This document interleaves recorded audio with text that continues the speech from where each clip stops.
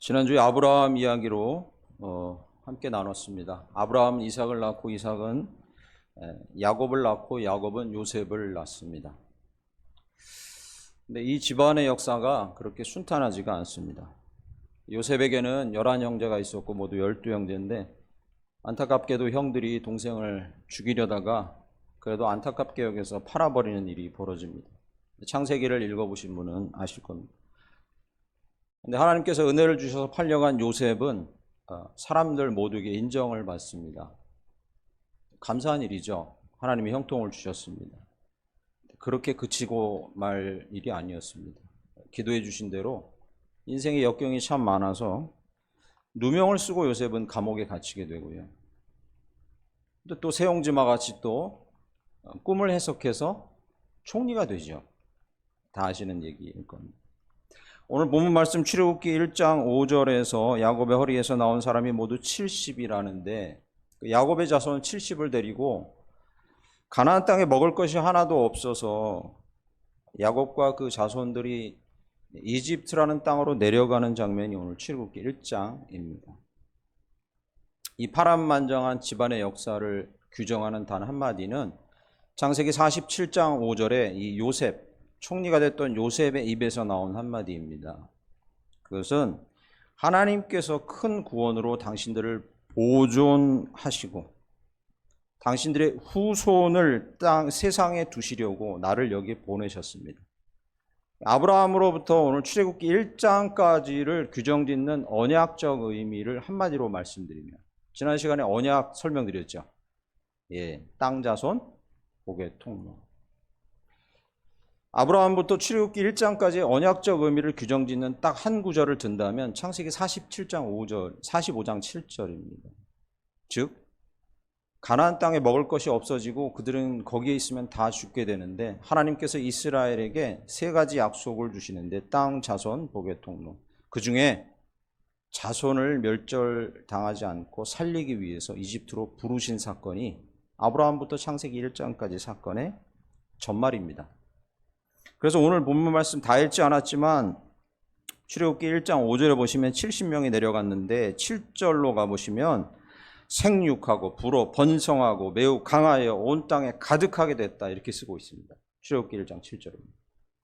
그리고요 또 읽지 않았는데 12절로 가보시면 학대를 받을수록 더욱 번성하여 퍼져나갔다 이렇게 쓰고 있습니다. 20절로 가보면요 그것도 읽지 않았는데요 제가 읽어드리면 하나님이 그 산파들에게 은혜를 베푸시니 그 백성이 번성하고 강해졌다 이렇게 쓰고 있습니다. 하나님께서 이스라엘 백성에게 세 가지 약속을 주셨는데 그 중에 하나 자손을 번성시키기 위해 지금 작업을 하고 계신 겁니다. 즉 하나님은 그의 언약을 이루고 계신 중이었죠.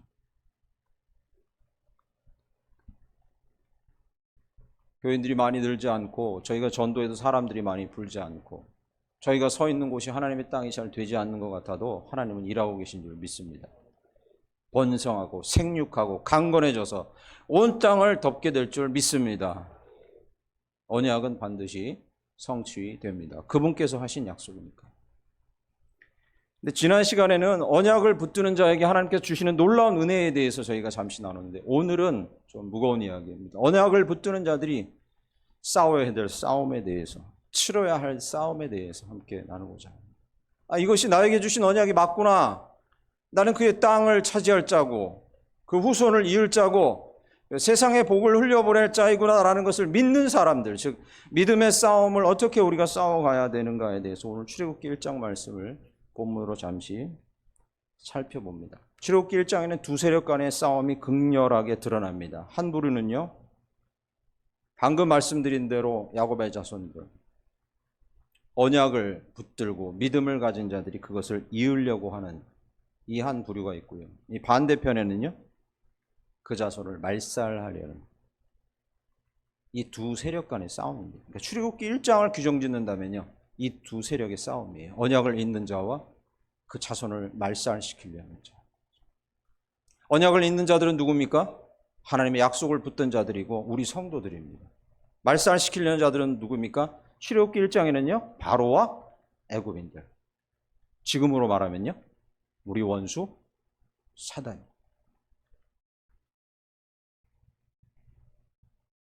9절 말씀 보시면 이렇게 얘기합니다. 그가 백성에게 이르되, 그는 바로죠. 이 백성 이스라엘 자손이 우리보다 많고 강하도다. 10절에 이어서 뭐라고 얘기하냐면요, 두렵다 이렇게 얘기합니다. 바로가 자기 입에서 두렵다. 하나님의 능력과 그리고 확장하는 역사를 알고 있는 사단은 늘 두려워하죠. 그런데 이거 아십니까? 출애굽한 백성들이 출애굽기에서 인구조사를 합니다. 우리 얼마나 나왔나 볼까? 인구조사합니다. 민수기에서도 인구조사를 합니다. 사람의 수를 셉니다. 엄청 많아졌죠. 70명으로 내려갔는데 200만이 넘었으니까요. 그런데 그 인구조사를 하면서 하나님께서는 이들을 이렇게 부르십니다. 나의 백성들 이렇게 안 부르고요. 어떻게 해요? 내 군대 이렇게 부릅니다. 내 군대. 그러니까 분명하게 규정 지어주시는 거죠. 분명하게. 언약을 잇는 자들은 엄청난 싸움을 싸우고 있는 자들이죠. 엄청난 싸움. 누가요? 저희.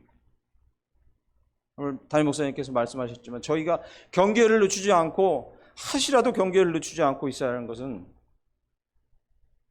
귀에 듣기 좋은 말씀만 드리면 참 목사로서 좋겠지만 신앙의 길은 소풍이 아닙니다. 그렇게 만만한 일이 아닙니다.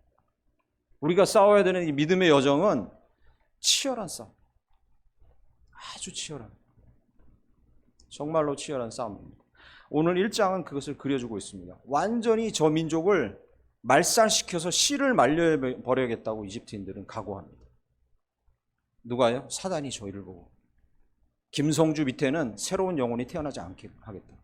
어떻게 하든지 저자를 흔들어서 저 밑에는 새로운 영혼 태어나지 않게 하겠다. 저 사람한테는 선한 것이 흘러가지 않게 하겠다. 그 싸움 앞에 놓여 있는 거죠.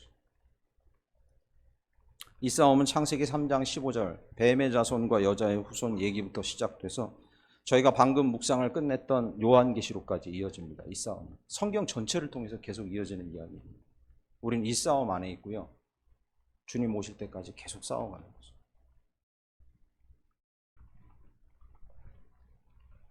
싸움의 양상을 잠시 더 살펴보면 요셉을 알지 못하는 왕이 나왔다 8절에 얘기합니다. 요셉을 알지 못하는 새 왕이 일어나. 그 전까지는요, 요셉이 총리였으니까 요셉이 총리고, 그리고 그 주변 사람들이 살아있을 때까지는요 이렇게 고난을 당하지 않았습니다. 이스라엘인들이. 요셉이 죽고 나서요, 그 다음에 출애굽을 하는 시점인 이 출애굽기 1장까지 역사적 시간이 한 300년 됩니다. 성경은 400년 동안 이스라엘이 종살이했다고, 이집트에 있다고 했으니까 이 기간이 300년에서 400년 됩니다. 이 기간 동안에 이들이 당한 학대가 무엇이냐면 12절 말씀이요, 학대를 받고 또 학대를 받고 모진 고난을 받아서 씨를 말려야겠다는 학대를 계속 받습니다.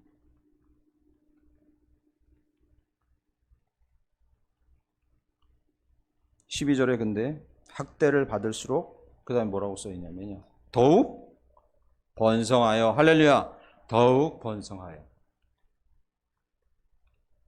언약을 붙들고 있는 우리가 치르는 싸움도 치열하지만 그러나 우리는 결국 번성하고 승리하고 이기게 될 줄 믿습니다.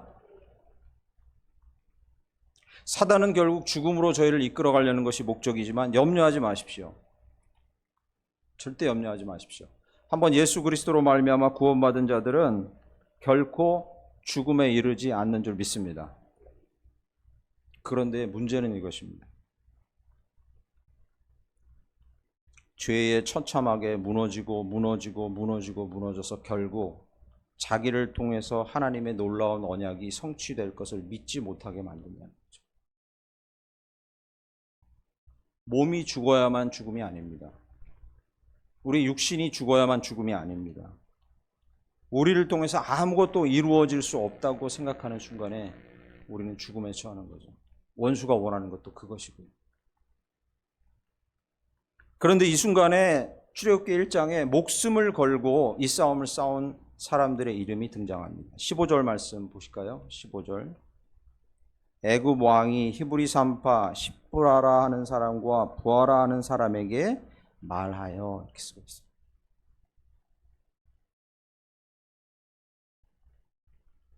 원수가 우리를 죽음으로 몰아넣고 명목상의 그리스도인으로 몰아넣고 이름뿐이 그리스도인으로 만들려고 할 때 계속해서 우리의 믿음의 선조들은 죽음을 각오하고 싸운 사람들이 나타납니다. 15절 말씀에 산파가 나타납니다. 산파는 아기가 태어날 때 그것을 원활하게 돕는 자죠. 요즘에는 산모원이 없고 산파들을 보기가 힘듭니다. 병원에서 다 나으니까요. 근데 저희 어머니 때만 해도 산파들이 아이 받았죠. 그 산파죠. 산파들에게 바로가 얘기합니다. 아이가 태어나면 그 자리에서 죽여라. 여러분 17절 말씀 보시죠. 17절에 그러나 산파들이 하나님을 두려워하여 애굽 왕의 명령을 어기고 남자 아기들을 살린지라. 생명을 잇기 위해서 자기 생명을 걸었습니다. 우리의 싸움이 얼마나 치열하냐면 우리가 싸우는 싸움에서 우리가 생명을 잇기 위해, 언약을 잇기 위해, 믿음을 잇기 위해 우리가 걸어야 하는 것은 우리의 생명입니다. 다른 말로 하면요, 이 싸움은요, 생사를 건 싸움입니다. 저와 여러분이 받아들이기 힘들고 실감나지 않더라도 우리가 걸어가는 이 믿음의 걸음은 생사를 건 싸움입니다. 만약에 지면요, 땅에 대해서, 자손에 대해서, 복의 통로에 대해서 아무런 영향력이 없는 이름뿐인 그리스도인으로 죽은 채 남게 됩니다. 명목상의 그리스도인으로만 남게 돼요. 생명을 건 싸움인 거죠. 치열하고 생사를 건 싸움, 이 싸움의 실전이 어떻게 진행되는지는요, 오늘 본문 말씀 출애굽기 1장을 재해석하는 히브리서 11장이 알려줍니다. 히브리서 11장 1절은 이렇게 시작합니다. 믿음은 바라는 것들의 실상이요 보이지 않는 것들의 증거니. 할렐루야. 믿음장이라 하는 거죠. 그 믿음장에요, 믿음의 사람들이 쫙 적혀있고 그들이 어떻게 믿음의 싸움을 싸워왔는지 쫙 적어놓은 가운데에 거기에 아브라함의 이름이 등장하고요. 그리고 8절 말씀에 이렇게 얘기합니다. 아브라함은 그에게 주어진 유언, 즉 유업, 즉 하나님이 주신 언약을 잇기 위해서 목숨을 걸고 싸웠다고 11장에 이렇게 쭉 등장합니다. 그리고서 이 11장이 쭉 다 끝나고 난 부분에서 12장 4절, 12장으로 넘어가서 12장 4절에 이렇게 이야기합니다. 너희가 죄와 싸우되 아직 피 흘리기까지 대항하지 아니하고. 이렇게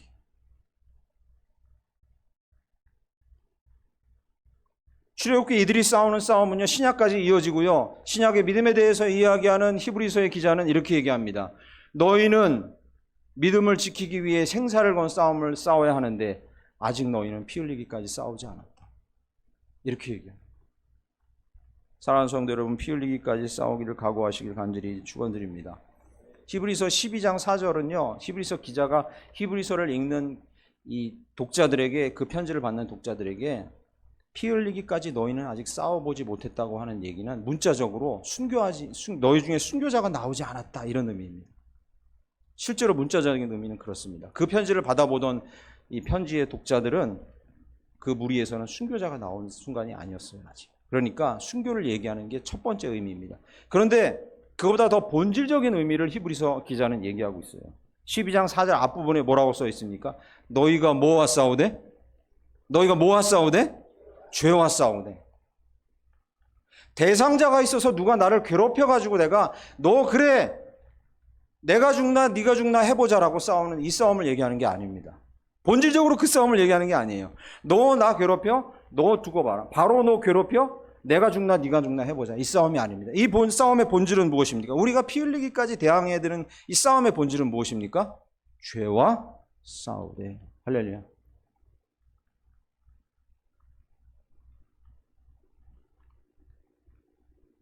이스라엘 백성이 애굽의 이 말살하려는 정책과 그들을 죽이려는 이 두려움 앞에서 계속해서 생명을 걸고 산파들이 싸우고 이스라엘 백성이 싸웠던 것처럼요, 히브리서 기자는 우리에게 얘기하는 겁니다. 너희도 목숨을 걸고 싸워야 돼. 뭐와? 죄와. 목사님, 죄와 목숨을 걸고 싸운다는 게 무슨 의미입니까? 저는 한때 어릴 때 이 구절을 어떻게 이해했냐면요, 피 흘리기까지 죄와 대항하지 않았어. 그러면 어떻게 해야 되지? 뭐가 나를 유혹할 때요, 볼펜으로 허벅지를 막 찌르면서 허벅지에서 피 나올 때까지 막 참는 걸 얘기하나? 이렇게도 이해한 적이 있습니다, 어릴 때는. 어떻게 과연 피 흘리기까지 죄와 싸울 것인가요? 어떻게 해요? 나를 막 괴롭게 하면은 내 안에서 죄 생각이 덜 나고 그래서 나를 죄를 이기나? 어떻게 피 흘리기까지 죄와 싸웁니까? 히브리서 12장 4절을 해석하는 구절은 갈라디아서 2장 20절입니다. 오늘 청년들 저희 수련회 주제 성구인데요. 갈라디아서 2장 20절입니다. 저희가 잘 아는 구절이죠. 내가 그리스도와 함께 십자가에 못 박혔나. 우리가 죄와 피 흘리기까지 싸우는 방법은요, 십자가에서 우리가 그와 함께 죽는 것입니다. 할렐루야. 십자가에서 그와 함께 못 박히는 걸 의미합니다. 우리의 옛 자아가 십자가에 못 박히고 죽는 걸 의미하는 겁니다. 뭐 육신에서 피가 나서 철철 흐를 때까지 죄를 참고 이걸 얘기하는 게 아니라요. 우리의 옛 자아가 십자가에 못 박혀서 예수가 피 흘렸던 것처럼 우리도 그렇게 죽는 것을 의미합니다. 우리는 그렇게 죄와 함께 피 흘리기까지 싸웁니다. 베드로전서 2장 24절은 갈라디아서 2장 20절을 좀 더 세밀하게 해석해 줍니다.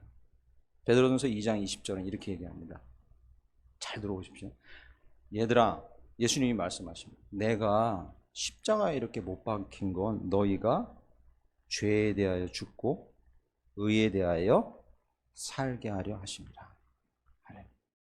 내가 십자가에 못 박힌 건, 그리고 너희들이 나와 함께 십자가에 못 박혀서 죽었다는 건 그건 이걸 의미하는 거야 라고 베드로전서 2장 24절은 얘기해요. 어떻게 해요? 죄에 대해 죽고 의에 대해 살게.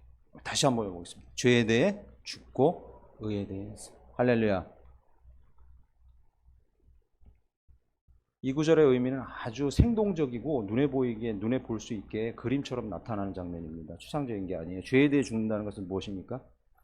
죄에 대해서는 시체처럼 반응하지 않는다는 겁니다. 죄에 대해서는 시체처럼 반응하지 않는다는 겁니다. 저희 외할머님 돌아가셨을 때랑 저희 아버님 돌아가셨을 때, 저는 저희 아버님 임종을 침대에서 병원에서 맞았는데 제가 확인했는데, 의사가 와서 동공을 확인하고 막 맥박을 재고 여러 가지를 한 다음에 몇 시 몇 분 몇 초 사망하셨습니다. 아들이니까 슬프죠. 그래서 그 옆에서 막 뺨도 막 흔들어 보고 팔도 만져봅니다.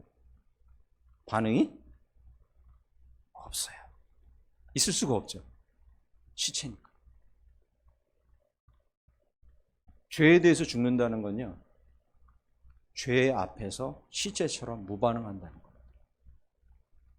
그러시길 간절히 축원합니다. 의에 대해서 산다는 건요, 의로운 일 앞에서는 살아있는 사람처럼 반응한다는 거예요. 할렐루야. 살아있는 사람처럼 의의 앞에서는 반응.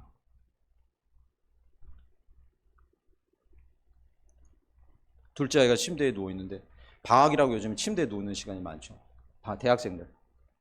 침대와 일체형이 됐네? 제가 그렇게 놀리면요, 살아있으니까 반응합니다. 에이씨 하면서 이렇게 일어납니다. 막 누워있다가 벌떡 일어납니다. 0.1초 사이에. 내가 이제까지 책 보고 있다가 잠시 누웠는데 하면서 벌떡 일어납니다. 살아있으니까.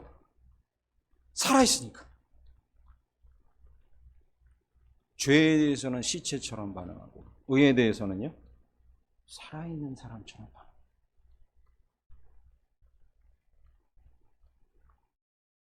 우리는 생사를 건 싸움을 싸우고 있습니다. 이길 수 있는 방법은, 오늘 본문 말씀을 해석하는 히브리서는 피 흘리기까지, 너희들이 죽기까지 싸워야 한다고. 그것을 해석하는 말씀은요, 우리 옛자가 십자가에 죽어요. 또 그것을 해석하는 말씀은요, 너희가 죄에 대해서 시체처럼 반응하고 의에 대해서는 생기 있는 사람처럼 반응하라. 그래야 이 싸움에서 이길 수 있다고 말씀하고 계신 줄 믿습니다. 할렐루야. 근데 저희는 어떻게 합니까? 저희 현대인들이 어떻게 합니까? 저희들은 어떻게 합니까? 죄에 빨라요. 진짜 빠르죠. 죄에 빨라요. 의에는요, 안 하진 않아요. 그런 거 싫습니다. 안 하진 않아요. 미루거나 뒤로 빼요. 바로 반응 안 하죠. 미루죠. 뒤로 밀어요. 다음에 합시다. 죄에는요, 정말 빨라요.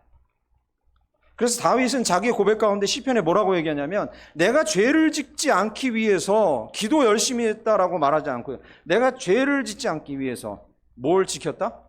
눈을 둘 때를 지켰다고 얘기합니다. 눈을 둘 때. 이게 뭐냐면 저희 청년들한테 설교할 때 아름다운 여인이 버스 타는 데 있습니다. 한번 힐끗 볼 수는 있어요. 3초 이상 보면요, 죄입니다. 왠지 아시겠습니까?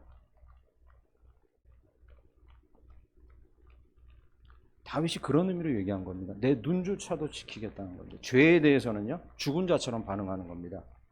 죄에 대해서는 죽은 자처럼 반응하는 거예요.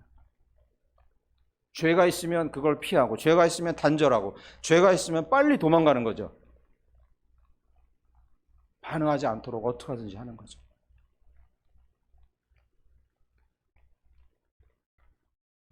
목사님, 이건 너무 힘든 일 아닙니까? 이렇게 어려운 짐을 우리에게 짊어주셨어요. 저는 이길 가망성이 별로 없습니다. 이 싸움에서. 여러분, 그렇지 않습니다. 에스겔서 11장과 36장에 두 번 걸쳐서 하나님이 우리가 이렇게 실제로 죄와 이겨서 싸워서 승리할 수 있는 약속을 주셨어요. 에스겔 11장 36장 찾아보십시오. 나중에 뭐라고 얘기하냐면 이렇게 얘기합니다. 너희에게 가망성이 없다는 걸 알고 내가 이제 너희의 돌같이 굳은 마음을 제거하고 살처럼 부드러운 마음을 너희에게 줄 것이다. 할렐루야. 이렇게 약속하셨어요. 죄에는 무반응해야 되고 의에는 빨리 반응해야 되는데 우리는 그렇게 할 수가 없어요. 그래서 하나님께서 우리에게 할 수 있는 능력조차도 주셨다는 거예요. 돌같이 굳어진 마음은 뭘 얘기하냐면요, 반응이 없는 마음이에요. 의를 봐도 반응이 없어요. 죄를 봐도 죄인지 몰라요. 살같이 부드러운 마음은 무엇입니까? 여러분, 살의 이 능력을 아시죠?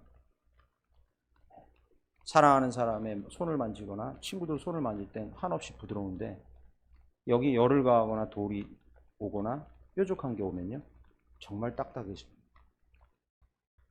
이 말씀은요, 이런 약속이에요. 저희에게.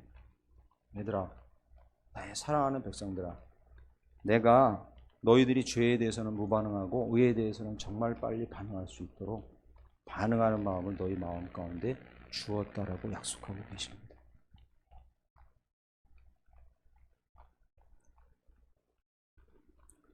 원수는 멈추지 않습니다. 여기서 바로는 멈추지 않습니다.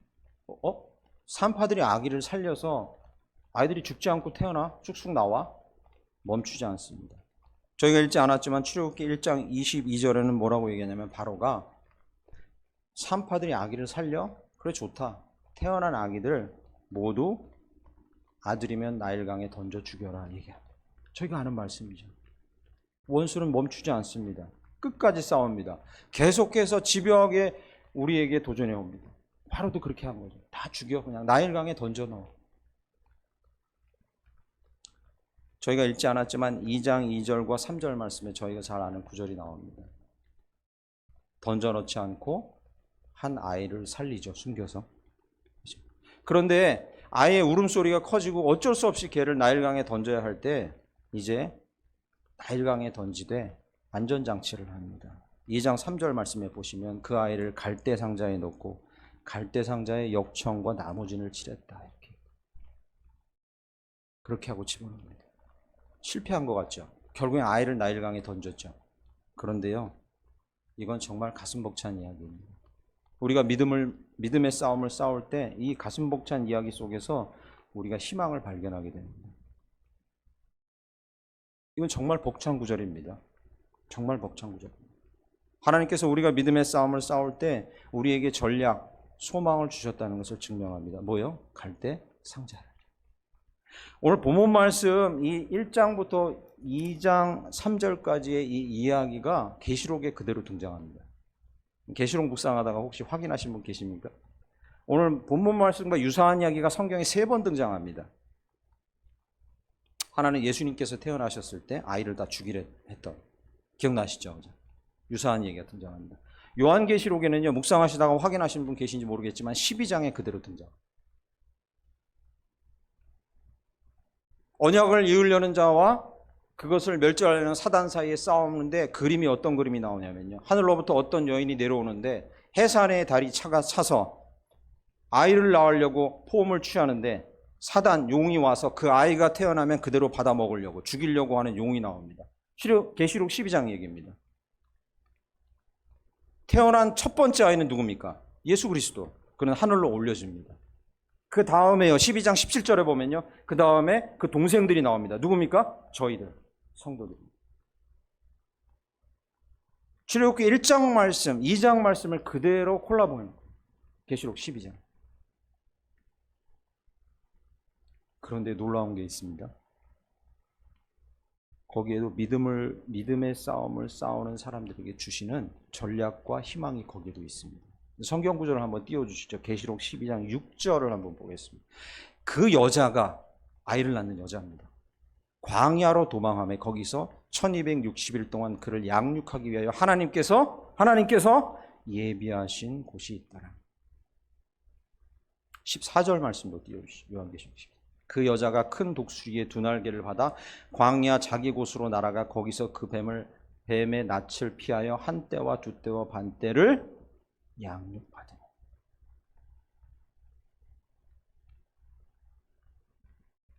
첫 번째는 아닌 게 예수 그리스도는 하늘로 승천해서요 하늘에 계시고요. 두 번째, 세 번째 나올 아이들은요 죽지 않습니다.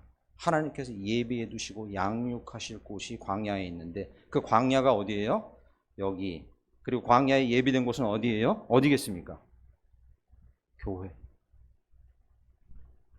그 양육을 위해서 예비된 곳이 상징하는 것은 교회입니다.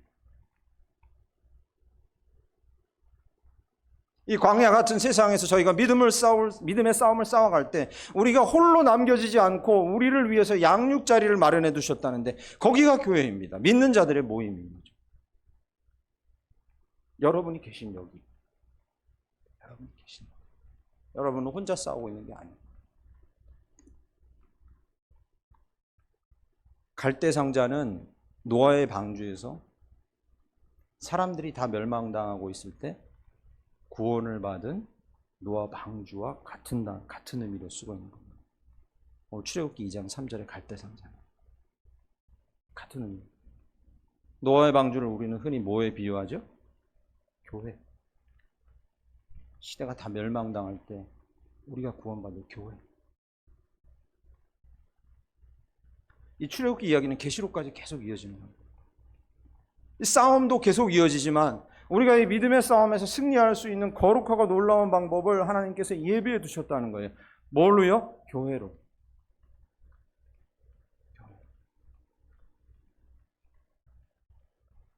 사실 솔직히 말씀드리면 저는 교회라는 단어를 들으면 마음이 많이 아립니다. 아프고. 제가 중학교 때 저희가 다니던 교회가 두 조각 나왔고요. 제가 섬길 때, 부목사로 섬길 때도 섬기던 교회 중에 두 교회가 깡패를 동원해서 싸움이 나고 경찰이 출동하고 교회가 두 조각 나는 일들을 봤어요. 저는 그걸 수차례 봤습니다. 그런 일들. 교회라는 말을 들으면 마음이 많이 아프고 아립니다.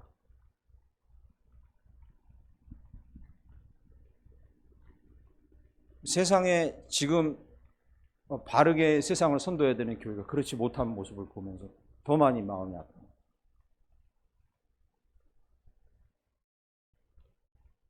여러분 중에도 혹시 그런 생각하고 계신 분 있습니까? 교회가 승리를 보장해? 교회와 함께 있으면 나 승리할 거야? 이게 전략이야? 이게 소망이야? 도대체 교회에서 무슨 도움을 얻고 무슨 위안을 얻고 무슨 기대를 가질 수 있을까? 내가 보기에는 교회가 더 아프고 더 힘들고 더 연약하고 더 한심해 보이는데라고 혹시 생각하시는 분 계십니까? 저희 교회는 아니죠. 저희 교회는 아니죠. 혹시 여러분이 아시는 어떤 교회를 보면서 와, 저 교회 한심한데라고 혹시 그런 마음으로 바라보시는 교회 계십니까? 이 치열한 영적 싸움을 싸워가는 저희를 위해서 가장 안전하고 가장 든든하고 가장 힘이 되는 곳으로 하나님께서 예비하신 곳은 여기인 줄 믿습니다. 이 교회입니다. 이 교회입니다. 여러분의 인생을 여기다가 시간을 들이고 돈을 들이고 헌금을 들이고 여기서 노력을 들이고 봉사를 드리는 이 일들이 과연 이렇게 하는 것이 무슨 의미가 있다고 혹시라도 회의가 됩니까? 혹시라도 그런 일들이 너무 힘든데라고 마음속에 부담이 느껴집니까? 혹시라도? 그냥 여기만이 희망입니다. 할렐루야. 여기만이 소망입니다. 여기만. 예, 맞습니다. 사단은 교회를 미혹해요. 사단은 교회를 연약하게 합니다. 사단은 서로 싸우게 하고요. 사단은 교회를 나뉘게 합니다. 숱한 교회 역사 속에서 교회가 나눠졌고 싸웠고 매일 지지고 볶고 세상의 걱정거리도 됩니다. 그러나 기억하십시오. 마태복음 16장 18절에서 예수님께서 분명하게 두말할 필요 없이 분명하게 저희에게 못 박아 두셨습니다. 내가 이 고백 위에 교회를 세우리니 뭐가? 음보의 권수가 이기지 못하리라. 할렐루야. 음부의 권세가 이기지 못하리라. 할렐루야. 교회는 승리할 겁니다. 교회는 반드시 승리합니다. 교회는 무너지지 않습니다. 여러분이 믿음의 싸움을 싸울 때 유일한 희망이 있다면 여러분 자신이 아닙니다. 영적 상실, 영적 자궁, 영적 양육의 터전, 그리고 우리 싸움의 본부인 여기입니다. 여기.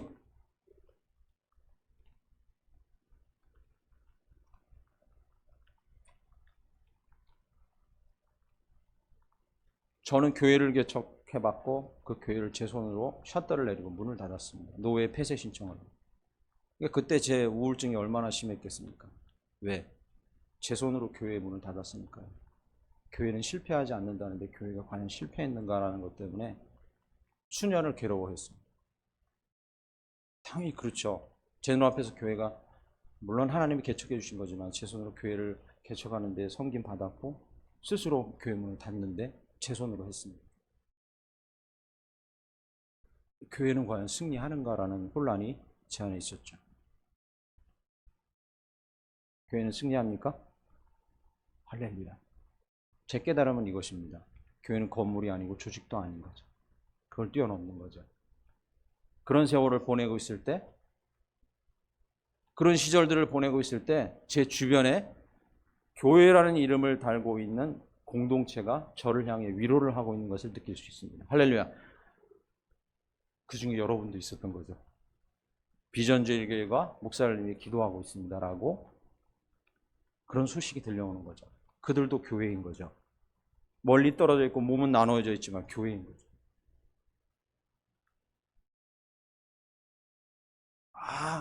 여전히 나는 교회 안에 있고 여전히 나는 이 교회 안에서 승리할 것이다라는 소망과 확신이 들어오는 거죠.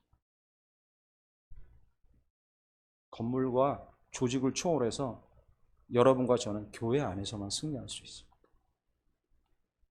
하나님이 예비해 두신 곳입니다. 초대교회의 신약교회의 태동은 예수 그리스도의 죽으심과 부활로 인해서 교회가 태동했습니다. 신약교회는요. 그러면요, 이 교회를 지탱하고 이끌고 계속 이어가게 하시는 건 누굽니까? 성령 하나님. 할렐루야. 태동은 예수의 피로 인해서지만 이끄시고 붙드시고 계속해서 승리하게 하시는 이는 단연코 성령 하나님이라고 사도행전을 여러분 찬찬히 읽어보십시오. 증명하고 있습니다. 사도행전 2장에서는요, 성령님께서 교회를 승리케 하기 위해서 계속해서 은사를 주시고 언어를 주시고 능력을 주시는 줄 믿습니다. 계속해서 자기 돈을 내서 남을 섬기고 자기 몸을 헌신해서 남을 섬기게 그렇게 사도행전 5장에서 행하고 계신 줄 믿습니다. 자기 것을 내서 나는 사람을 섬기게 하면서 교회를 세우고 승리케 하십니다. 사도행전 15장으로 가면요, 사람들을 세우고 특별히 불러서 파송하고 그들로 하나님의 일을 하게 하는 모든 일을 누가 시킵니까? 15장에 성령께서 그렇게 하셨더라. 할렐루야. 여러분의 몸이 멀리 떨어져 있든 여기 같이 있든 간에 여러분 서로를 위해서 한 몸으로 기도하고 행하게 하고 선교하게 하고 기필코 승리하게 하시는 이는 누굽니까? 성령 하나님.